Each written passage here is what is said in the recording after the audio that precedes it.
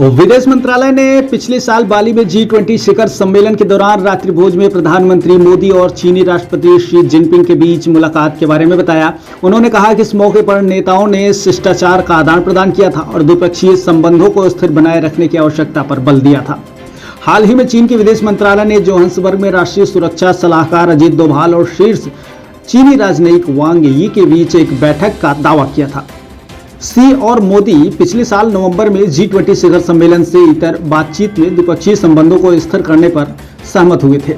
विदेश मंत्रालय के प्रवक्ता अरिंदम बागाची ने कहा है कि पिछले साल बाली में G20 शिखर सम्मेलन के दौरान इंडोनेशिया के राष्ट्रपति द्वारा आयोजित राष्ट्रीय भोज के समापन पर प्रधानमंत्री मोदी और राष्ट्रपति शी जिनपिंग ने शिष्टाचार का आदान प्रदान किया और द्विपक्षीय संबंधों को स्थिर बनाए रखने पर बल दिया।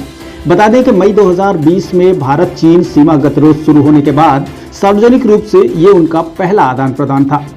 उन्होंने कहा कि जैसा कि आप जानते हैं, हमने दृढ़तापूर्वक कहा है कि पूरे मुद्दे पर समाधान की कुंजी भारत चीन सीमा के पश्चिमी क्षेत्र पर वास्तविक नियंत्रण रेखा यानी कि LAC पर स्थिति को हल करने के साथ ही संपन्न होगी।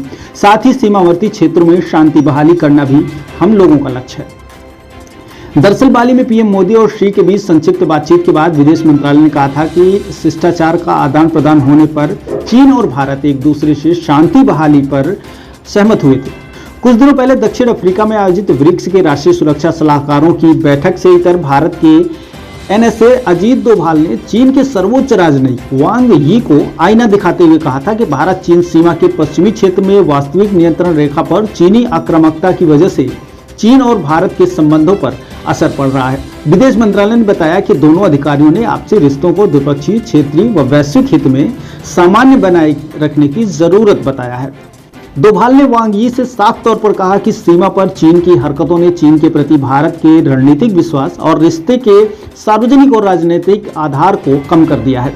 इसके साथ ही उन्होंने उनसे कहा कि द्विपक्षीय संबंधों में सुधार लाने की जरूरत है और सीमा की स्थिति को पूर्ण निराकरण करने की जरूरत है ताकि वहां शांति और स्थिरता हो सके।